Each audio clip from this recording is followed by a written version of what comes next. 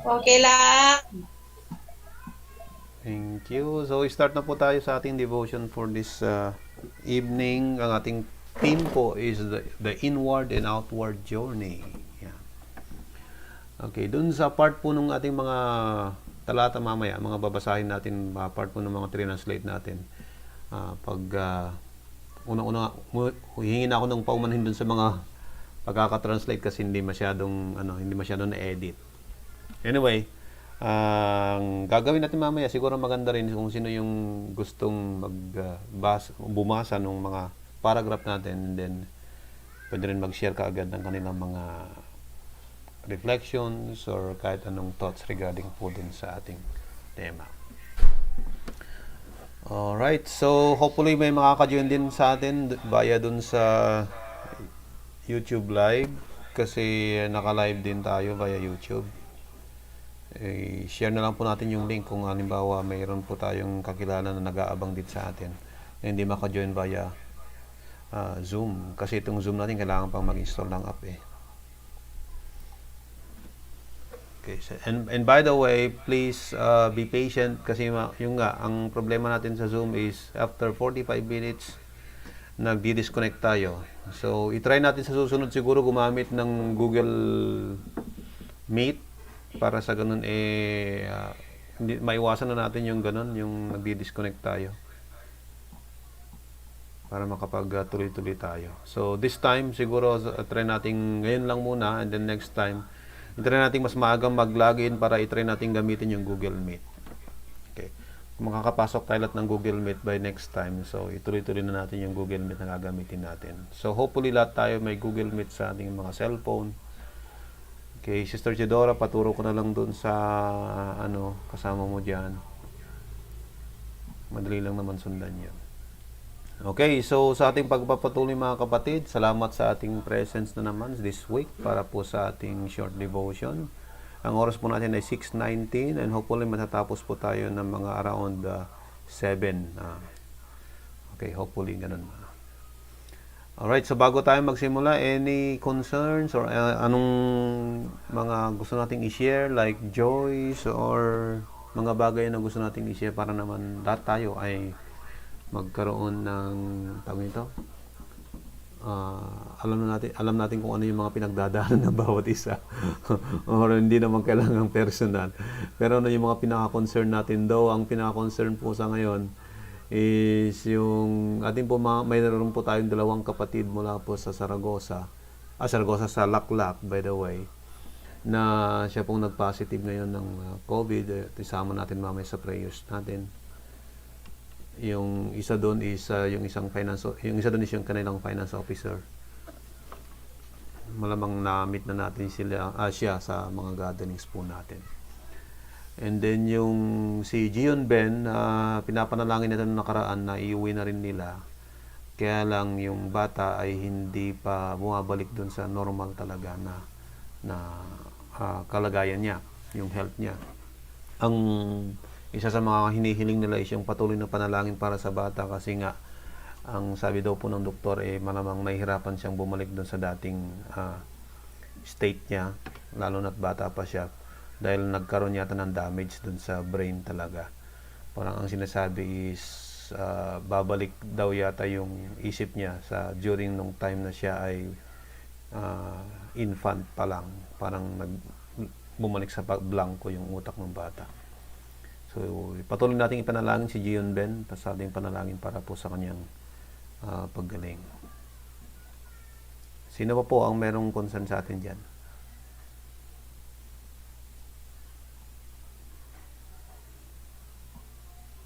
Wala na po.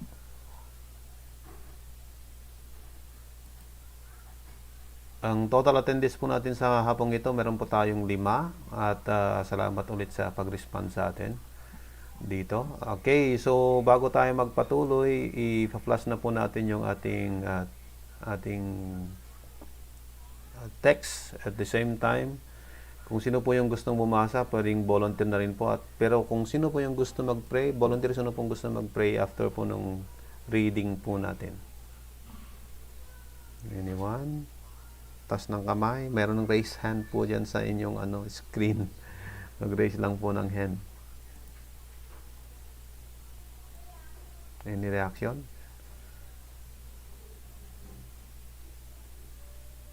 Okay, so dahil wala namang nagre-react, ako na lang tawag nito? Ako na lang ang magtuturo kung sino ang mag-lead sa atin sa prayer. Sister Emily, pwede pakilid tayo mamaya sa prayer after po ng readings natin.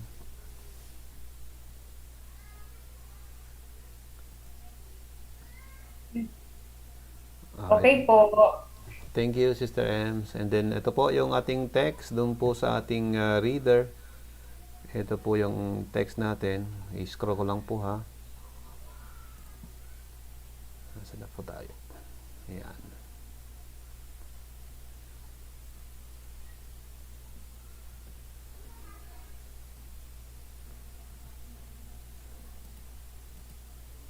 Ayan, dako na po tayo sa Mark chapter 7 verse 1 to 8 at then 14 to 15 and then 21 to 23. So, noong nakaraan nasa Solomon po tayo at ngayon po ay nandito po tayo sa may Mark.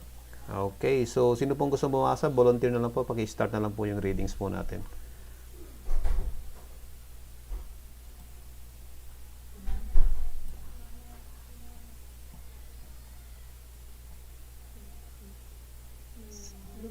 Lumipat kay Jesus ang mga Pariseyo kasama ang ilang tagapagturo ng kautusan na galing pa sa Jerusalem.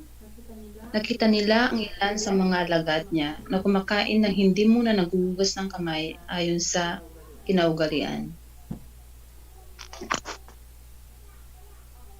Sapagkat ang mga Hudyo, lalo na sa mga Pariseyo, ay hindi kumakain hanggat hindi muna sila nakapaghuhugas ng kamay ayon sa kaugaliang minana nila mula sa kanilang mga ninuno. Hindi rin sila kumakain ng anumang galing sa palengke nang hindi muna ito hinuhugasan. Marami pa silang sinusunod ng katuruang minana tulad ng paghuhugas ng mga tasa, itsel, sisidlang tanso at mga higaan. Kaya tinanong ni Jesus ng mga Pariseyo at ng mga tagapagturo ng kautusan, bakit hindi sumusunod ang mga alagad mo sa mga turo ng ating mga ninuno? Kumakain sila nang hindi muna naghuhugas ng kamay ayon sa nakaugalian o kaugalian. Sinagot sila ni Jesus, mga mapagkunwari, tama nga ang sinabi ni Isaias tungkol sa inyo ng kanyang isulat. Ang paggalang sa akin ng baeng ito ay pakunwari lamang, sapagkat ito ay sa bibig at hindi sa puso bumubukal. Walang kabulungan ang kanilang pagsamba, sapagkat itinuturo nilang galing sa Diyos ang kanilang mga utos. Muling pinalapit ni Jesus ang mga tao at sinabi sa kanila, makinig kayong lahat at unawain ang aking sasabihin. Walang pagkain na pumapasok sa bibig ang nagpaparumi sa tao, kundi ang lumalabas dito. Sapagkat sa loob, sa puso ng tao, nagmumula ang masasamang isipang nag-uudyok sa kanya upang makiapid, magnakaw, pumatay, mga lunya, mag-imbot, gumawa ng kasamaan tulad ng pandaraya, kahalayan, pagkainggit, paninirang puri, nagmamayabang at kahangalan. Ang lahat ng ito ay nanggagaling sa puso at ang mga ito ang siyang nagpaparumi sa kanya. Alright, so let us pray at ililid po tayo ni Sister Precious para po sa prayer po natin. Precious? Sister Emily, sorry. Sige po, tayo po ay manalangin. Panginoon, sa oras at araw na ito, lubos po ang aming pagpupuri at pagpapasalamat. Pagpapasalamat, Panginoon, sa lahat ng mga blessings na ibinigay mo sa amin. Nagpapasalamat kami, Panginoon, sa oras na ito na ang iyong mga anak ay magkakaroon na naman ng pag-aaral tungkol sa iyong mga salita. Panginoon, ikaw ang magbigay ng talino sa bawat isa upang makapag-share kami, Panginoon, kung ano man, Panginoon, ang aming naiintindihan o ang aming mai-share tungkol dito sa binasa, Panginoon, na kasulatan. Alam namin, Panginoon, na ikaw lamang ang nagbibigay ng lahat ng ito sa amin, ng lahat ng katalinuhan. At alam namin, Panginoon, na ikaw ang patuloy na nagbibigay ng kalakasan ng aming katawan upang mapaglabanan namin, Panginoon, ang lahat ng mga pagsubok, lalo na ang pandemya na ito, Panginoon, na hanggang ngayon ay nasa aming lugar sa buong mundo, Panginoon. Ikaw, Panginoon, ang patuloy na magbigay ng basbas, Panginoon. Ikaw, Panginoon, ang humipo sa bawat isa sa amin upang ang mga karamdaman na nararamdaman namin ngayon ay mawala. Isinasamo na yung Panginoon na ang pag-aaral na ito ay siya sanang magsilbi rin na pagkain ng aming mga katawan, Panginoon, ng aming isipan upang maipagpatuloy namin, Panginoon, ang mga gawain para sa iyo. Itinataas namin, Panginoon, ang iyong pangalan, ang iyong kapurihan sa oras na ito. Sa tanging pangalan ni Jesus. Amen. Amen. Ayan. So, maraming salamat po, Pastor M, doon sa panalangin. Okay, so bago tayo mag-start, siguro maganda mag-start tayo sa isang katanungan muna. Start mo tayo sa tanong, ano-ano yung mga naaalala natin ng mga pamahiin, mga kultura, ugali, o tradisyon na maaring hanggang sa ngayon ay ginagawa pa rin natin dahil minana natin ito sa ating mga ninuno o mga sinaunang bahagi po ng ating pamilya. Pwede bang magbigay tayo ng mga ilan sa mga pamahiin na tingin natin hanggang sa ngayon ay ginagawa pa rin natin, bagamat sometimes hindi rin natin naiintindihan yung iba. Pwede bang magbigay po tayo?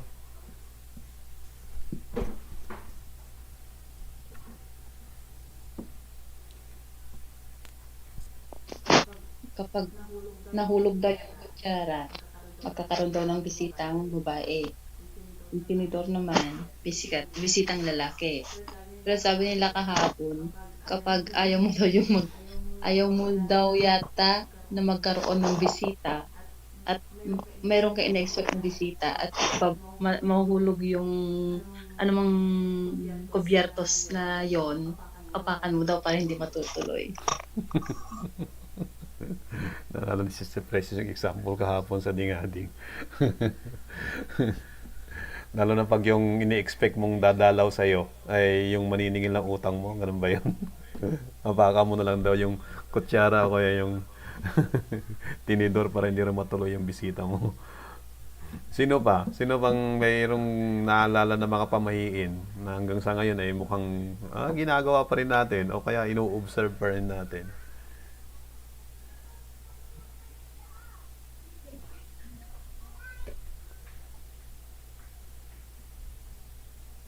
Ayun, ano po, pag daw nangati ang palad, Gusto ko yan, Pastor. pag daw nangati yung palad, pag kanan daw, darating yung pera. Kaya daw dapat bulsa. Pag kaliwa daw po, gastos. Hindi ganun. Hindi ko alam yung kaliwa at Ay, hindi niyo kanan. po alam yun. Ang alam ko lang basta nangati ang palad, may darating na grasya. Ganon. Ay, Sino ba po? Ang dami kaya natin pamahiin ni kahapon nga hindi kami naubusan wala kami na pong ano daw, bawal magwalis ng gabi.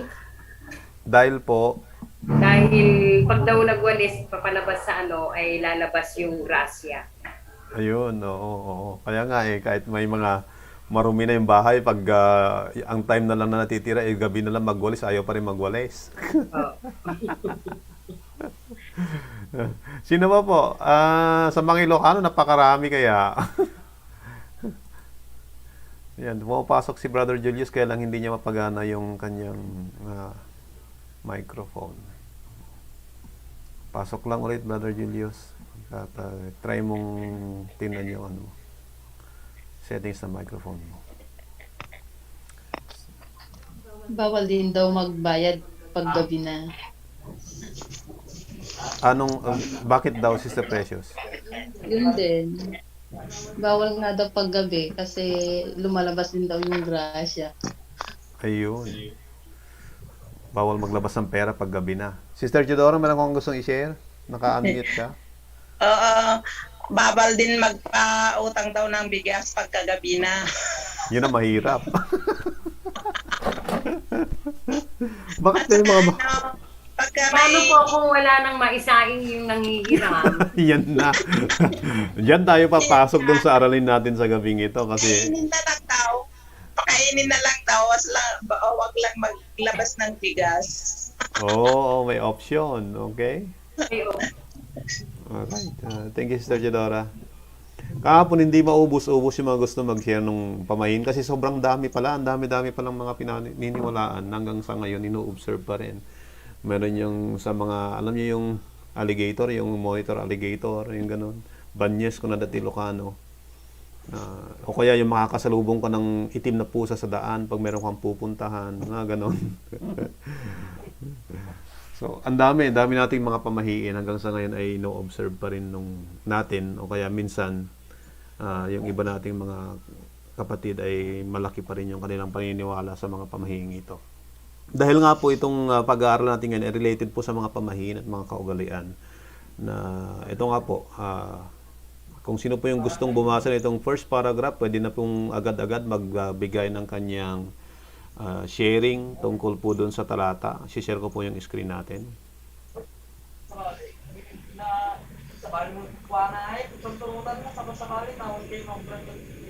Alright.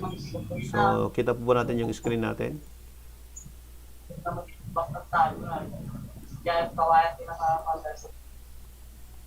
Pabasa na lang po. Sino pong gustong bumasa?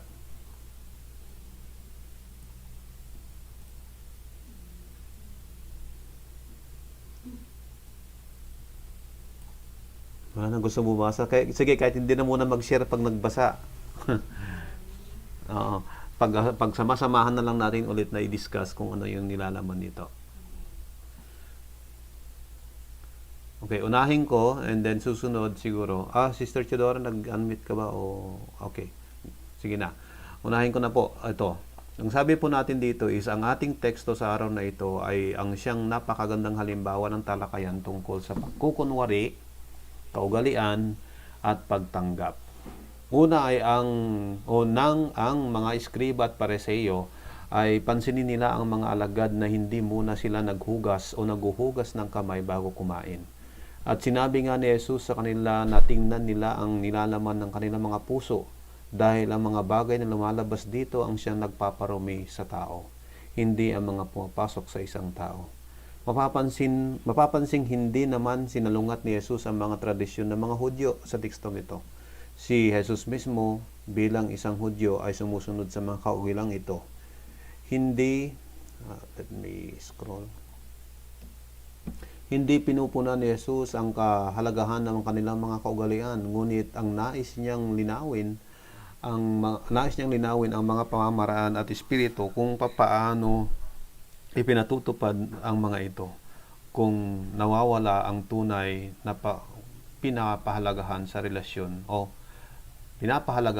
relasyon sa Diyos. Yun sabi nga natin, mapapansin natin kanina doon sa binasa ng Sister Precious, kung saan doon sa unang bahagi ng binasa niya, napansin ito mga scribe at mga pariseyo na yung mga kasama ni Jesus na alagad niya ay hindi nila sinusunod. Malamang hindi lang yung hindi paghuhugas ng kamay ang nakita nitong mga pariseyo, na hindi pagsunod sa kanilang nakaugalian. So, napakarami kasi nilang mga tradisyon.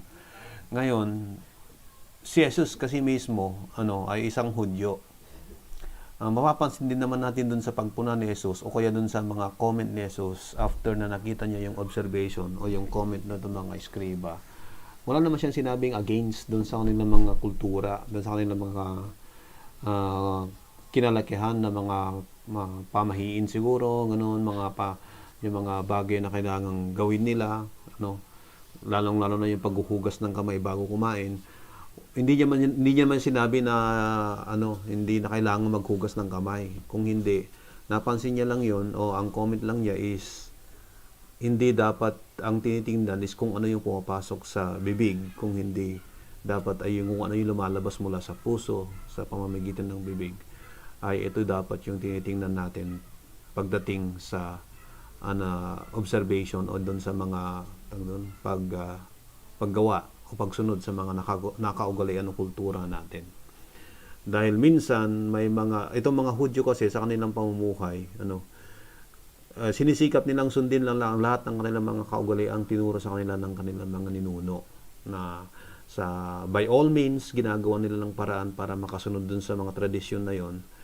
Si Jesus din naman, ginawa rin naman niya yon. Sumunod din naman siya dun sa mga kaugalian na yon dahil nga isa rin siyang Hudyo.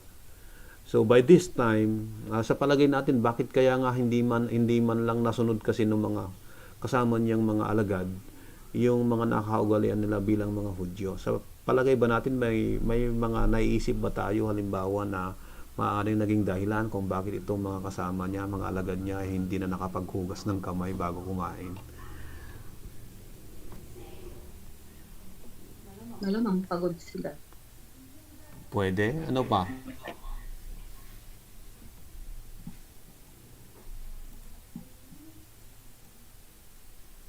Tayo rin naman, di ba? Hindi rin naman natin na lahat nasusunod lahat ng mga Mga daw po mapasma. Tama, Pastor. Kung pagod sa paggawa, di po ba? Yung ganun din tayo parang sinasabi na huwag ka muna maghugas ng kamay kasi kapaplansya mo, parang ganun. Oo. Kasi nainitan. So yun, galing nga nung halimbawa nga pastor, yung hindi ka dapat maghilamos kapag kagagaling mo lang sa harap ng computer, parang ganon. Pagpagod daw yung mata mo, ganon. So sa atin by health, talagang ginagawa natin yun kahit meron ka pang dapat gawin na iba, iniiwasan natin gawin yun para for health issues, So, yun nga, ayan, so may warning na po tayo, in 10 minutes magdi-disconnect po tayo. So, 10 minutes, mahaba pa po yun. So, yun, sa pagpapatuloy nga natin, ito nga, dun sa next paragraph natin, pakibasa po yung next paragraph natin.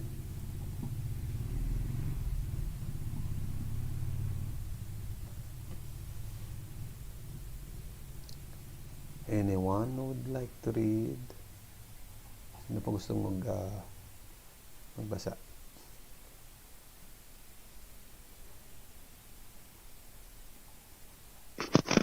Ito ang isa sa mga katanungang iniiwan ng mga talatang ito sa atin bilang mga Kristiyano. Hinuhusgahan ba natin ang mga ibang tao kung ang kanilang ginagawa hindi naayon sa mga inakala nating dapat nilang sundin sa mga pagkakataong nagkakaroon tayo ng kakulangan at sinseridad sa ating mga sarili? Sa pagpapatuloy ni Jesus sa iba pang bahagi ng mga talata, ipinapakita niya ang tagos sa pusong paghamon niya sa kung ano ang pinakamahalaga sa atin.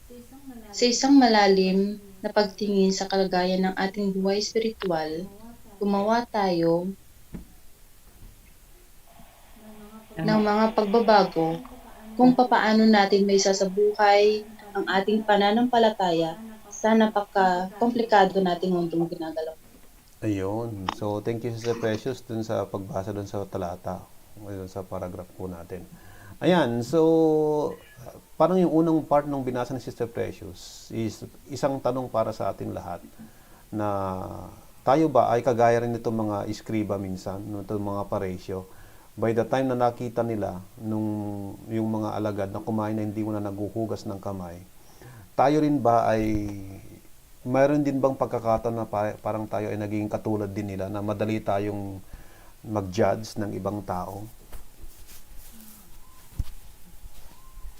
Ano-ano yung mga instances, mga pagkakataon na halimbawa may mga time talaga na nagiging judgmental tayo sa iba dahil lang doon sa nakita lang natin, yung hindi pa natin inalam kung ano ang kwento behind that.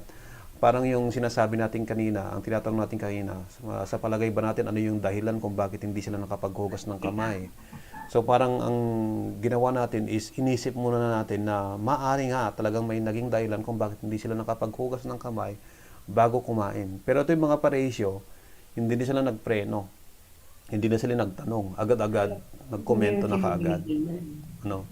Sa taas ba yung nakasindi na? So sa atin din, dumarating din tayo dun sa point na gano'n na parang meron lang tayo nakita at alam natin na parang mali yun dun sa ating pinaniniwalaan na dapat ay dapat ng pamamaraan o paggawa o asal o pananamit. Minsan naging judgmental tayo, di ba? So ano pa yung mga ibang sitwasyon na tingin natin ay masyado tayo naging madali sa pagiging o sa paghahatol o pagiging pagpuna doon sa mga ibang tao.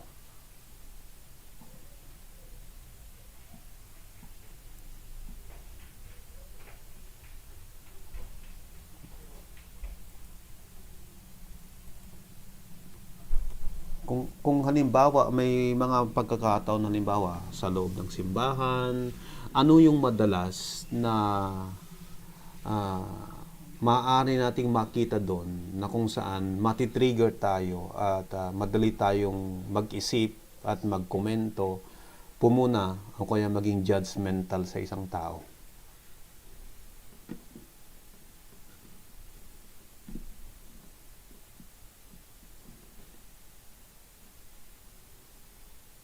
Halimbawa, magbigay ako ng sitwasyon. Halimbawa, nakakita tayo ng isang babae na pumasok sa simbahan. At walang ano-ano, nandun sa sulok at biglang umiiyak. Umiiyak siya at yun, nakayuko. Diba? So, meron kagad papasok sa isip natin kung ano yung sitwasyon niya, 'di ba? Meron na tayo kagad pumapasok sa ating mga isip na kaya siguro siya umiyak dahil ganito kaagad, may mga ganon, 'di ba? Okay. So, ano pa yung mga halimbawa mga sitwasyon din na maaring gumagawa na kaagad tayo ng puna dahil lang doon sa nakita ng ating mata at hindi pa natin nalalaman kung ano ang buong kwento. Pananamit. Yun, madalas din tayo doon, ano? Sa pananamit. Magbigay ka ng example, Sister Precious, regarding sa pananamit. May mga kasi, lalo na yung medyo matatanda, ganun. Siyempre, iba ng kabataan ngayon. Kung manamit yung mga kabataan, siyempre yung kung saan sila komportable. Pero yung mga matatanda kasi, siyempre conservative. Yung anya mo pinagbadbado dagit yung binon kasi di ngay yung may ibagadan ako. So, maaring yung pagpuna ay maaring hindi na tayo nakakapag-isip muna kung bago tayo pumuna. Malay natin baka yun lang talaga ang damit niya. Wala nang iba. Sister Ems, meron ko bang gustong i-share kanina?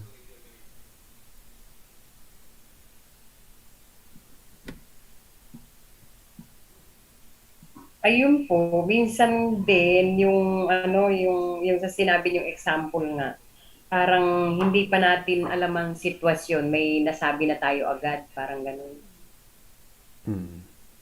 Ganun din halimbawa pag may nasabi ka na ganun, bakit kaya sinabi niya? Parang hindi pa natin alam, ito nagsalita na agad ng ganun, parang napaka bilis pong mag-judge. Ganun. Iba. Kaya pag minsan sasabihin natin na parang ano yun, yung tingnan muna yung sarili. Oo. Minsan nga, yung nagiging careless tayo doon sa pagpuna o paggawa ng komento. Minsan nakita mo lang yung kapitbahay mo, umuwi, may kasamang dalaga, sasabihin mo, girlfriend agad, no? Hindi ba pwedeng pinsan lang muna? O kaya hindi ba pwedeng mga kamag-anak lang muna niya kung bakit, kung sino yung inuwi niya halimbawa sa bahay nila. Yung ganun, parang andali sa atin minsan. Lalo na yung mga sinasabi natin, yung mga sinasabihan natin ng mga CCTV sa paligid. Alam ba natin yun? Sino ang members natin ng CCTV dyan? Na minsan sila yung talagang pinanggagalingan ng minsan away, pinanggagalingan ng mga issue sapagkat sila yung napakabilis mag-isip at gumawa ng antong doon ng assumption o ng palagay agad. At minsan hindi lang sa kanilang sarili nililimitan sa kanilang sarili yung mga bagay na kanilang iniisip, lalo na kung maruming bagay yon. Minsan atat na atat sila, kating-kati silang yun ay maichismis o maikwento sa iba, bagamat wala silang mga prove na kung ano yung gusto nilang sabihin o i-comment sa ibang tao.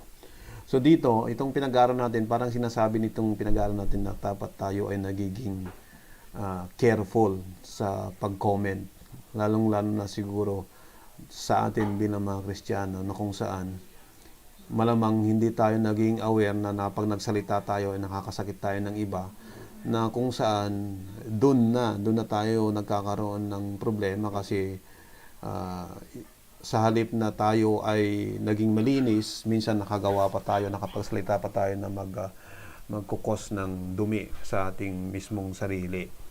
So, ito yung sinasabi ni Jesus sa mga eskriba nung time na nakita itong mga alagad na pinuna agad itong mga Pariseo, na kung saan hindi na sila parang ang base lang nila sa pagpuna is hindi sumunod itong mga to dahil dun sa kanilang nakaugalian. Hindi na parang ang mas mahalaga sa kanila is dapat masunod yung kaugalian, mas mahalaga yung pagsunod sa kaugalian kaysa dun sa sitwasyon nitong mga alagad na kasama ni Jesus. Okay. Meron kanina dyan sa snare natin dun sa isa, nasabi ni Sister Theodora, bawal daw magpahiram ng bigas paggabi. O kaya magpahiram ng pera paggabi. Ayan. So, kung titingnan natin, halimbawa yung kapitbahay mo, sabi nga ni Sister Ems kanina, paano kung wala na maisaing yung kapitbahay mo na lumapit sa'yo? So, hayaan mo na lang ba na ganon? Na hindi mo na lang mapapahiramin kahit meron ka naman dapat kayang ipahiram, kahit alam mong sila ay walang maisasaing sa gabing yon. So, alin ang mas mahalaga? Mapapaisip tayo, ang pinapaisip tayo nitong text natin.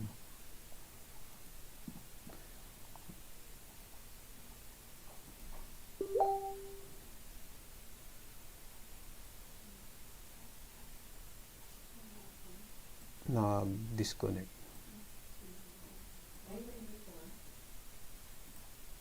Para sa mga kulay blue na headset.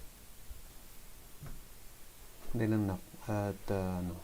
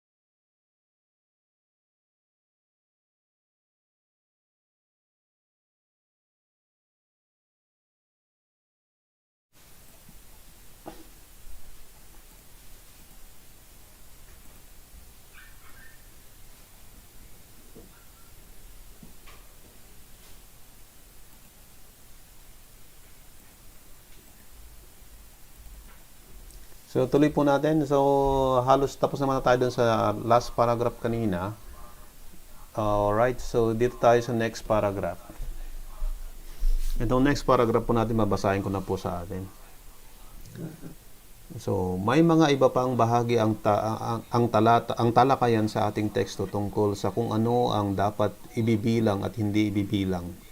Ang unclean ay kadalasang tumutukoy ito sa mga hintel na siyang mga hindi binibilang sa komunidad ng mga Hudyo dahil sa hindi sila sumusunod sa kanilang mga kaugalian. Natatulad din ito sa mga mahihirap na siyang hindi makasunod sa mga kaugaliang ito dahil wala silang kakayanang makabili ng mga kinakailangan sa mga tradisyon at kaugaliang ito. Nang magsalita si Jesus upang salungatin ang mga kaugaliang ito, siya ay pumapanig sa mga naaapi at hindi nabibigyan ng halaga o pansin upang masunod lamang ang kanilang mga tradisyon at kaugalian. Ang nais ng Diyos ay ang magkaroon ang lahat ng pagkakataon makipag-ugnayan o makipag-ugnay sa Kanya. Wala namang mali sa pamamaraan o sa pamanang tradisyon hanggat ang mga ito ay hindi siyang nagiging dahilan upang pigilan ang pagkakaroon ng magandang relasyon ng bawat isa. Nararapat lamang na pag-aralang mabuti ang mga tradisyong ating kinalakihan kung ang mga ito ay nagdudulot ng hindi magandang ugnayan natin sa ating kapwa. So ayan, malinaw po kung ano po yung bagay na pinapaalala sa atin ng ating teksto, na kung ano yung dapat pinakamahalaga sa atin, yung pagsunod ba ng tradisyon o yung kapakanan ba ng bawat isa sa atin, o yung ating relasyon ba sa atin, o yung ating ugnayan mismo sa Panginoon. Na kung saan ito, sabi nga doon sa unang part ng binasa natin, na kaya itong mga Hudyo ay binibilang nila ang mga hintel. So, pag sinabing hintel kasi, ito yung mga lahi na hindi Hudyo para sa kanila. So, lahat ng hindi nabibilang sa lahi nila bilang mga Hudyo, sila ay tinatawag na mga hintel. At lahat ng hintel para sa kanila ay unclean. So, kasama po tayo doon. Kasama ang mga Asyano, kasama ang mga Samaritano. Lahat ng hindi kabilang sa kanilang lahi bilang mga Hudyo ay tinuturing na mga hintel. And, of course, dahil nga hindi sila kasama sa lahi ng mga Hudyo, siyempre, itong mga to, may sarili din naman silang kultura, may sarili din naman silang kaugilaan, may sarili silang mga tradisyon, mga pamahiin, kagaya natin. So, hindi nila sinusunod kung ano yung tradisyon ng mga Hudyo. So, ibig sabihin, itong mga Hudyong ito, dahil, ang pangunahing dahilan kung bakit nila sinasabing unclean itong mga hintel na ito, ay dahil hindi sila sumusunod sa kaugaliang mayroon sila. So, dahil doon, ayaw nilang makisalamuha sa mga hindi Hudyo. Ayaw nilang bigyan ng pagkakataon na sila ay makipag-ugnayan sa mga hindi Hudyo. At lalong-lalo na yung kanilang paniniwala na itong mga hindi Hudyo itong mga hintel na ito, ay hindi nabibilang sa kanila bilang mga anak ng Diyos. Na sila lang yung anak ng Diyos. Sa palagi nila, sila lang yung anak ng Diyos. Sapagkat itong mga hintel nga ito ay hindi kabilang sa kanilang lahi. So, malinaw po na parang ang ginagawa nitong mga Hudyong ito is nandoon yung kanilang tinatawag na mga diskriminasyon. Yung pagwawalang bahala sa ibang lahi na sila lang yung binibigyan nila ng pansin. Pero, ito rin yung isang point sa binasa natin. Hindi rin porket Hudyo o lahat ng Hudyo ay nakakasunod doon sa kanilang mga kaugalian. So, ano nga ba yung dahilan kung bakit hindi sila nakakasunod? O kaya itong mga ibang Hudyo ay binibilang din nila na unclean din dahil hindi rin sila nakakasunod. Bagamat Hudyo sila pero hindi sila nakakasunod sa mga kaugalian po nila. So, pangunahing dahilan po, gaya ng binasa po natin, itong mga ibang lahing ito, bagamat Hudyo sila, hindi sila makasunod sa kanilang nakaugalian o mga tradisyon dahil wala silang kakayanan. Maaring yung pambili ng mga gamit para sundin yung kanilang mga tradisyon ay wala silang kakayanan. Meron din ba tayong example na kagaya nito na meron tayong isang pinaniniwalaan na pamahiin o kaya nakagisnan na iilan din lang yung may kakayanan para sumunod sa mga ganitong klaseng kaugalian na mayroon tayo. Na hindi lahat ay nakakasunod.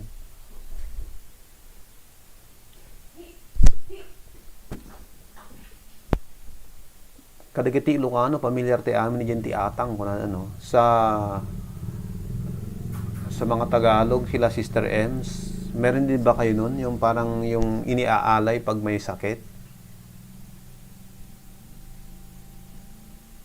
Meron din ba ganun? Yung halimbawa pag may sakit, tapos dadalhin sa albularyo, tapos sabi ng albularyo, mag-aalay ka ng ganito sa ganitong dako para gumaling yung anak mo. Yung ganun. Meron din ba sa inyo yun, Pastor Ems? Narinig mo rin ba yung ganung? Nung bata ako, talagang yung taga-atang. Oo, ay atang din ang tawag. Lolo ako na yung sabi ng magagamot. Mm-hmm. Merong isang lamesa na doon ilalagay yung mga pagkain, mga ganon. Mm-hmm. Mm-hmm. Ayun po. Tapos, basta maraming mga pagkain, tapos minsan sabay-sabay pang nung bata ako, ganun yun tapos may sabay-sabay pang pagkakain ay sabay-sabay tataob yung mga plato, parang ganun. Pero ngayon yata po parang wala ng Oo. Dahil nga siguro, hindi ba ito nagdudulot ng pagkakahiwa-hiwalay o diskriminasyon? Ito bang mga tradisyong ito ay hindi ba nagdudulot ng hindi magandang ugnayan? Pero kung itong mga tradisyong ito, mga kaugalang ito ay nagpapatibay ng samahan, nagpapatibay ng relasyon, ito ay di hamak na mas gusto ng Panginoong i-keep natin, no? Kaysa naman mawala ito sa atin, no? Kaya nga ang sinasabi po natin dito, parang yung pag-aatang, halimbawa kung ang hatol sa iyo ng manggagamot is mag-atang ka ng isang buong baka. Ibig bang sabihin nun, hindi nagagaling yung pasyente mo dahil wala kang kakayanan para mag-alay o mag-atang ng isang buong baka. Yung parang ganun. So, ibig bang sabihin nun, yung may kakayanan lang na mag-atang ng buong baka, sila lang yung gagamot, sila lang yung mga gagaling ang sakit? Yung ganun. So, nagkukos na siya ng diskriminasyon. Nagkukos na siya ng pagkakaiwa-hiwalay. Okay, sa gagaya na itong nung example po natin dito. Yung nga, meron kasing mga iba't ibang paniniwala itong mga Hudyo hanggang sa paghuhugas ng mga kanilang mga kubyertos.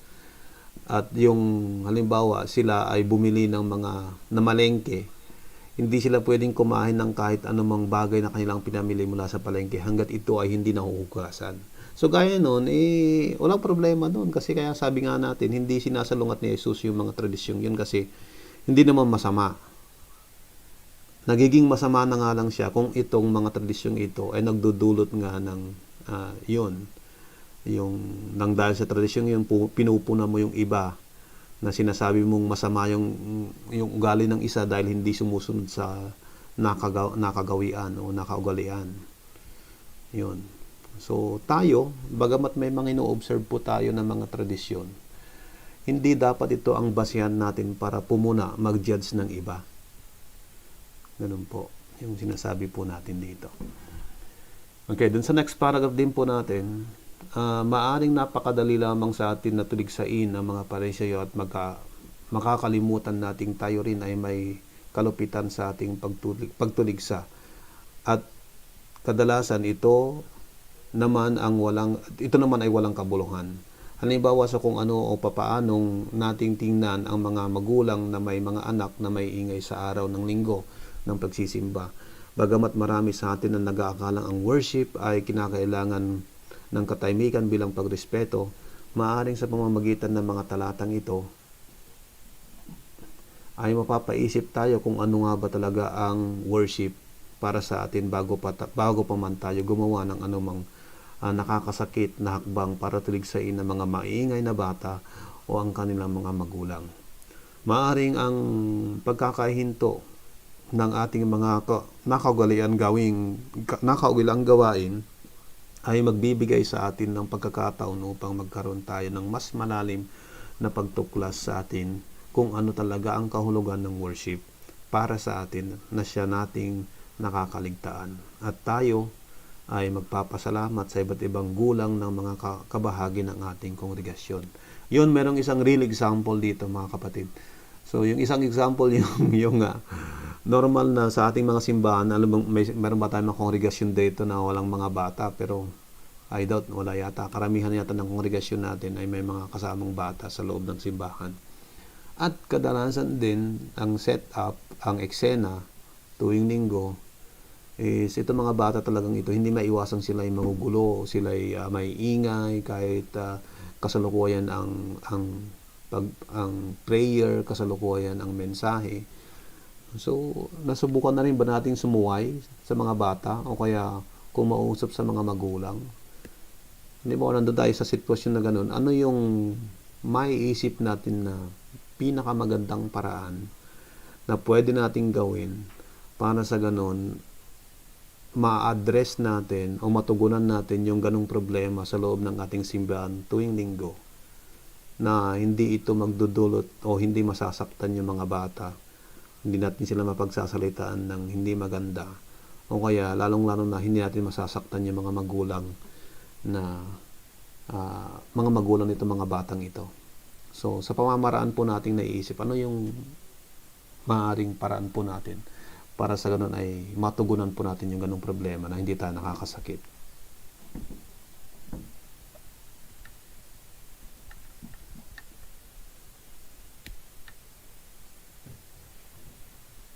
Ano po, Pastor, doon sa, kasi di ba, naisip ko lang na ito yung dahil doon sa, di ba, sa World Conference, saka doon sa mga kongregasyon sa ibang bansa na napuntahan natin o napuntahan ko, ay hiwalay talaga yung bata sa matatanda.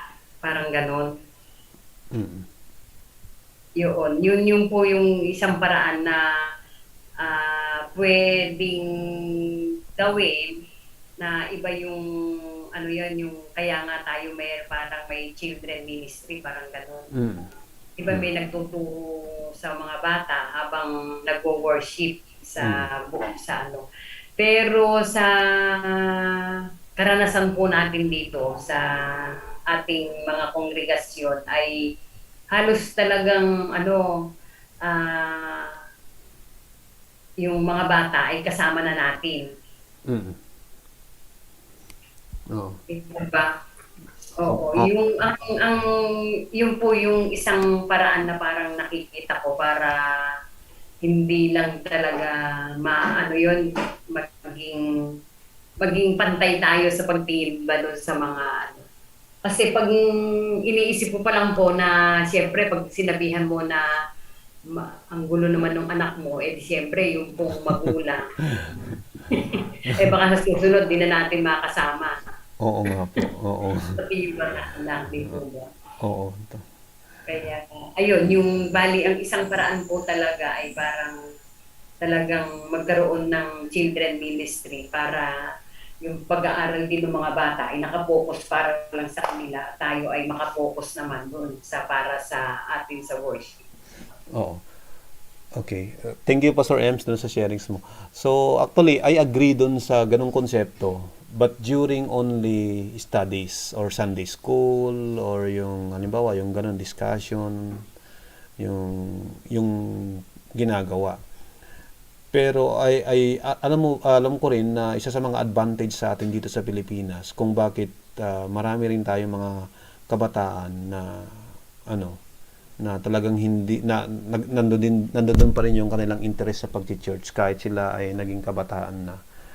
Tingin ko, Pastor Ems, parang yun ang advantage din naman sa atin na dahil kasama natin ang mga bata sa loob ng church during divine worship, which is para sa akin po, ang mga bata ay importanteng madala at makasama during divine worship para sa ganun ay maturuan po sila na yun ay mahalaga para doon sa kanilang buhay spiritual, yung yung pakikiisa sa worship o kaya doon sa divine worship. Though kung ang subject, kung ang pinag-uusapan is yung pag-aaral na, halimbawa meron tayong Sunday school sa kapilya, mas maganda nga talaga na ihiwalay ang mga bata doon sa during Sunday school para sa ganun ay magkakaroon ng focus yung mga adult doon sa pag-aaral. Ganun din yung mga bata, meron ding nakadesign na para sa nila doon sa pag-aaral nila. Pero yung isang sitwasyon natin kanina dito is yung halimbawa, yung nga, nasa divine worship na po tayo. So, lahat po dyan halo-halo na. Nandun na ang kabataan, nandun na mga bata, nandun na yung mga adult. And during that divine worship, talagang meron yung talagang pagkakataon na talagang may mga may ingay, may naghahabulan, meron mga nagsisigawan sa harap. Yun ang pinaka-challenge sa atin kanina, yung tanong po natin na paano natin tutugunan yung ganong sitwasyon na hindi tayo makakasakit sa magulang. Kasi kung nakakita tayo ng mga ganong eksena sa loob ng kapilya, ano kaagad ang pumapasok sa atin? Ano kaagad yung judgment na pumapasok sa atin? Judgment natin sa mga bata at doon din sa mga magulang.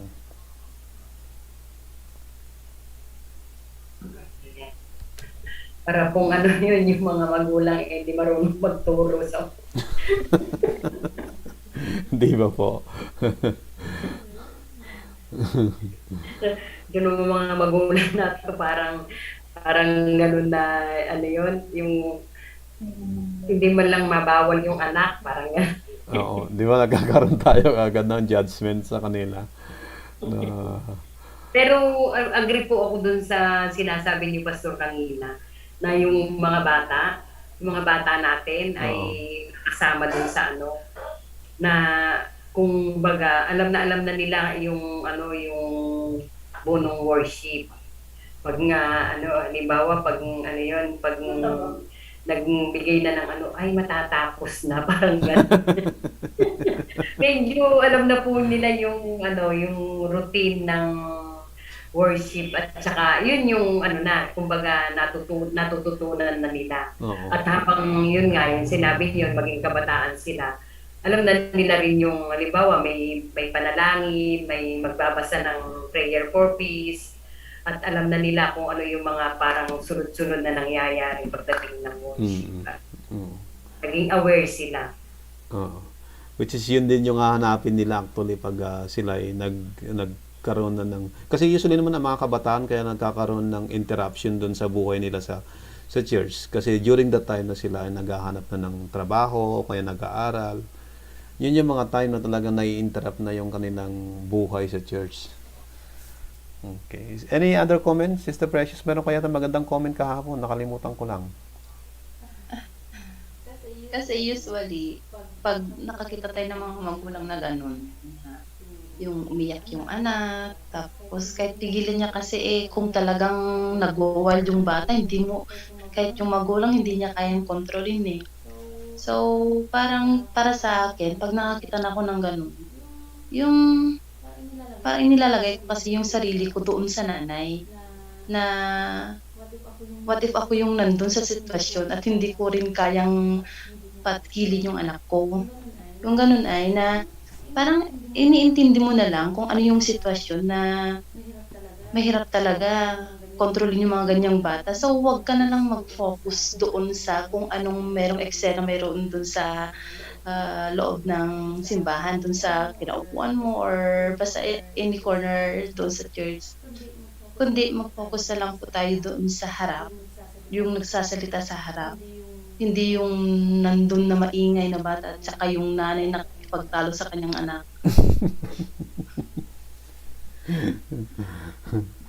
Thank you, Sister Precious. Okay. Meron mo ba?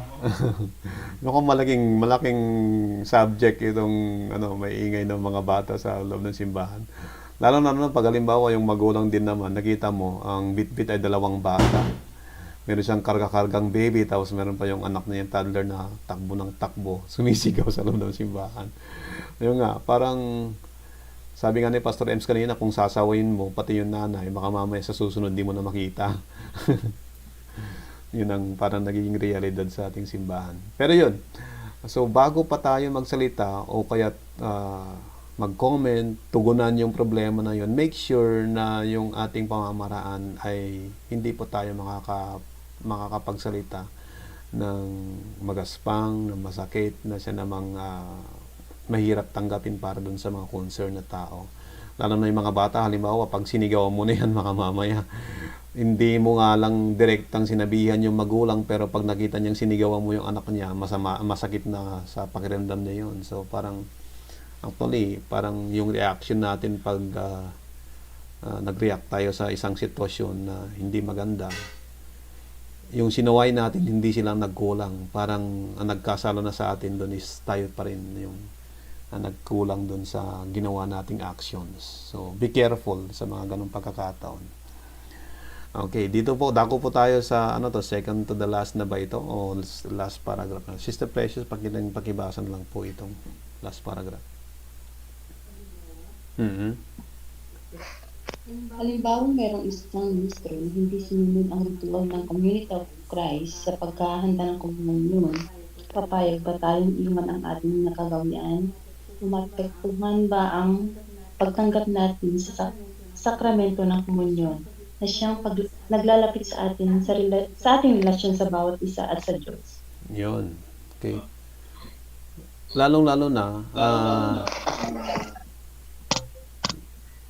tayo ay isang Sister Precious, pwedeng Sorry.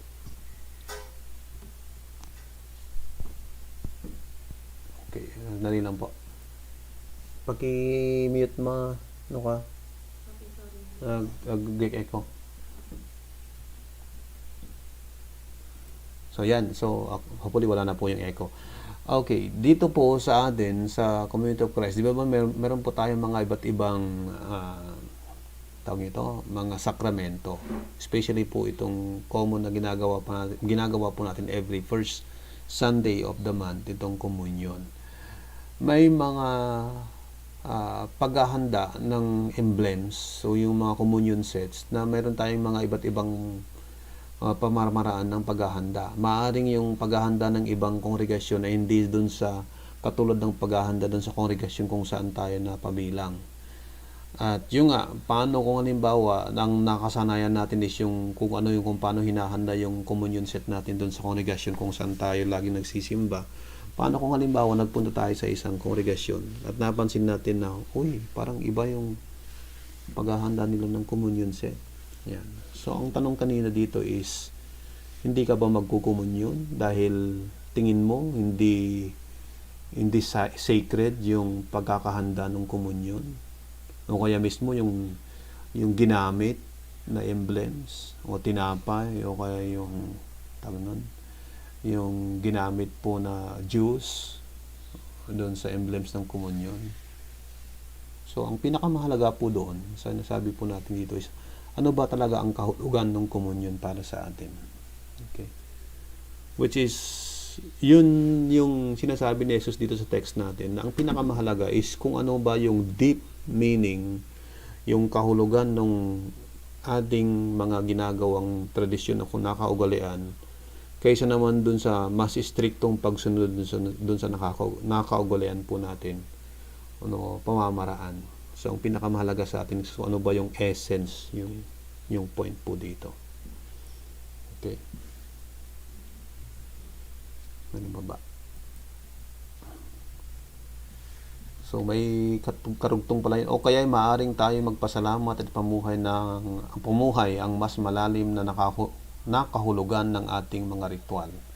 Ang teksto ngayon ay nagpapaalala sa atin na mas mahalaga ang paglilinis sa ating mga puso kaysa sa tamang pagsunod sa mga tradisyon at kaugalian. Naway tayo ay patuloy na umunlad bilang mga alagad na nagbibigay papuri sa ating Diyos sa pamamagitan ng ating mga bibig at ng ating mga puso. So, yun po mga kapatid, ang pinakamahalaga po para sa atin. Yun din ang point ni Jesus.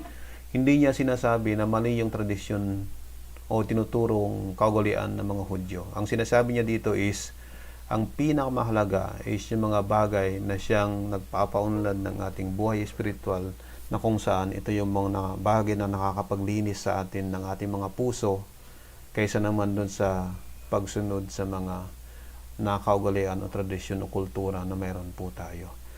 Ginawa niyang halimbawa dito yung pagkain. So anong mas mahalaga? Sabi niya siguro yung pinaisip tayo, ano? Ano mas mahalaga? Yung hindi kumain itong mga alagad? Dahil wala silang hindi nila nasunod yung kaugalian sa paglilinis ng kamay bago kumain. Okay. Alin ang mas masama? Halimbawa kung tayo ay tatanungin. Yung pagsalitaan mo ng masama, punain mo yung isang tao na mali ang kanyang ginawa dahil hindi niya nasunod yung tradisyon, o yung sila ay hayaan na gawin kung ano yung alam natin na makakabuti para sa kanila bagamat hindi man nila nasunod yung inaakala natin na bahagi ng ating tradisyon o nakaugalian. Kaya nga sabi nga natin doon sa unang bahagi kanina is ano kaya yung maaring halimbawa na rason o dahilan kung bakit itong mga alagad na ito ay hindi nakapaghugas ng kamay bago man sila kumain. Kung halimbawa ganun din ang sitwasyon natin, halimbawa hindi ka talaga kakain hanggat hindi mo nahuhugasan yung pagkain. Pero lalong-lalo na sa mga medyo may edad na katulad ko dito na siyang tawagin doon, yung nasubukan nyo ng magpunta sa medyo liblib, tapos nakakita kayo ng mga bunga ng mga prutas, di ba, na pwede nang kainin. Minsan ang ginagawa natin, namimitas tayo, at minsan anong ginagawa natin, naghahanap pa ba tayo halimbawa ng paghuhugasan ng pinitas natin bago natin ito kagatin o kainin? Di ba hindi na? dahil gusto natin kumain, minsan dahil wala namang mapaghuhugasan, ang ginagawa na lang natin is pinupunas na lang natin sa damit natin, o kaya wala, sa kamay na lang, pinupunas na lang yun, tapos saka natin kinakain. Okay. So kahit nakaugalian pa man natin na dapat hugasan muna yung kakainin bago ito kainin. Yun. So all in all, mga kapatid, ang sinasabi po natin dito, ang sinasabi po ni Jesus is kung ano yung anumang bagay na pumapasok po sa atin, kinakain natin halimbawa, hindi po ito yung nagpaparami sa puso po natin. Hindi po based doon kung anong klaseng pagkain pa, wag mo lang ikakamatay. Yung kakainin mo ay hindi ito ang magkukos ng dumi sa atin. Kung hindi, lalo na yung lumalabas po mula sa ating puso, sa ating bibig, ito po yung nagpaparumi sa atin. Okay? So, yan po. So, sino pa po ang mayroong gustong i-share para po sa ating reflection?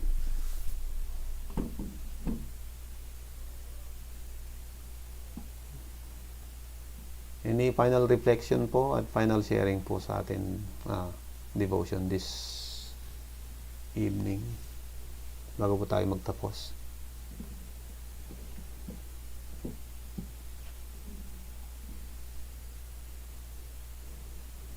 Wala na po. Okay. So mamaya po pagkatapos po ng ating i-close natin itong devotion po natin. So on lang po natin yung ating camera para po sa picture taking po natin. So kung wala na pong gusto mag-share, magbigay ng final reflection. Ayan, Pastor Ems, gusto yata hahabol. Ayun po, yung dito sa verse 13 ba ito? Yes, Pastor. 14, 15. Yung parang sinabi rin ni Jesus sa mga tao, hindi kayong lahat at gawain ng aking sasabihin. Sabi niya, hindi ang pumapasok sa bibig ng tao nakakapagparumi sa kanya sa mata ng Diyos, kundi ang mga nagmumula sa kanya. Ibig kong sabihin, sabi nga natin ay minsan isipin din natin yung sasabihin bago natin bigkasin, ganun pa, baka nakakasakit. Dahil sabi nga, kung hindi man naghugas ng kamay, yung sabi niyo nga po kanina ay pag may pinitas ka na andun ka sa isang forest o kaya dun sa, halimbawa dun sa isang prutasan, hindi mo naman nahuhugasan eh. Mm. Di po ba? Dahil gusto mo nang tikman. Ang ibig lang pong sabihin, ingatan natin siguro yung mga mas lumalabas sa bibig. Yes. Yun nga yung baka sa halip na magkasundo ay doon tayo magkaroon ng pag-iwa-hiwalay. Okay. So, sa atin sa Community of Christ, wala tayong naaalala na pinagbabawal na kainin. Yun lang nakakamatay. Yung nakakalason, yun po ang bawal kainin. Oo. Parang may mga ano po dyan kasi may mga experience sa mga kabataan Oo. tungkol dyan sa mga pagkain na ipinagbabawal. Oo. Yun ang mainam sa atin kasi pinag-aaralan din talaga natin kung ano ba yung mas mahalaga sa atin, kung anong klaseng kung ano dapat yung mas iwasan. So dapat mas iwasan is yung at tinitingnan is yung lumalabas kaysa doon sa kinakain. May slogan dito kung andyan si Kuya Lester. May slogan na katulad din pwede nating i-adapt mula sa ethics ng mga computer science. Yung sabi doon is think before you click, sabi niya. Ay, Oh. oo. Wala po dito nga umakyat. Kung i-adapt din natin yon, pwede natin sabihin na think before you talk. Before you comment. Ano, Sister Precious? Sabi ni Sister Precious daw is, think before you speak. So yun po, thank you Pastor Ems doon sa final reflection. Sister Chidora, may mga gustong idagdag?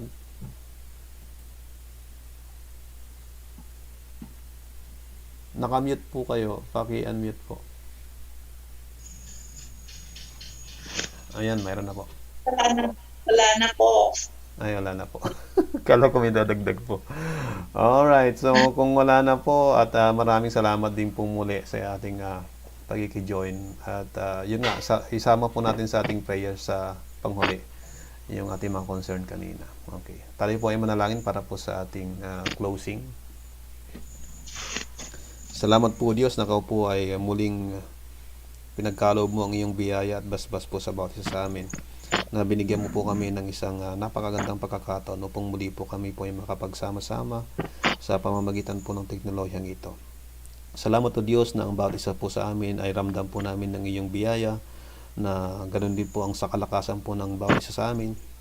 At tunay nga pong ikaw po ay napakabuti mo o Diyos sapagkat ikaw po ang patuloy na nagbibigay po ng aming mga pangangailangan sa araw-araw, lalong-lalo na po sa paglalaan mo po ng aming panahon upang sa ganun ay makapag-ugnayan po kaming magkakapatid sa bawat isa at makapagpatuloy po kami sa pagpapaunlad po ng aming buhay espiritual. Nawa ang gawain ito Panginoon ay patuloy mo pong i-bless at mabigyan pa po kami ng mas maraming pagkakataon sa mga susunod at ganun din po na may makasama po namin yung iba pa namin mga kapatid para po sa gawain ito. Yes Lord, salamat din po sa mga sharing, sa mga reflection Panginoon. At nawa ikaw po ang patuloy na mag-ingat po sa bawat isa sa amin. Dalangin po namin o Diyos sa hapong ito. Ang aming po mga kapatid na nasa laklak po Panginoon na siya pong dinapuan po ng sakit na COVID. Sila po, bagamat hindi po namin sila nakakasama, hindi po namin alam kung ano po ang sitwasyon po nila sa pagkakataong ito. Kami po ay naniniwala sa iyong paggabay, naniniwala po kami sa iyong kapangyarihan Panginoon. At naniniwala rin po kami na ikaw po ang tanging makakapagbigay po ng lunas, ikaw po ang makakapagbigay po ng kaparaanan para po sila ay gumaling mula po sa sakit na ito. Dadalangin din po namin o Diyos na sana po ay matapos na rin po ang pandemyang ito at kami po ay mabigyan po ng pagkakataon makapag-ugnayan face to face, O Lord, sa bawat isa.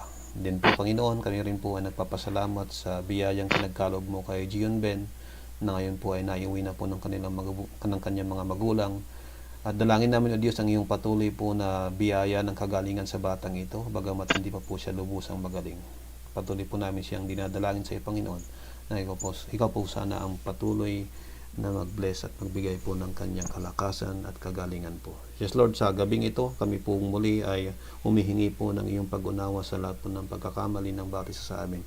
upang kami po ay tunay nga pong karapat-dapat sa iyong mga pagpapala. At dalangin namin ang lahat ng ito, Diyos, sa pangalan po ni Jesus namin tapagligtas. Amen. Amen. Amen po. Yan. Maraming salamat po. Thank you rin po. So, magandang gabi. Magandang gabi. Gandang gabi po.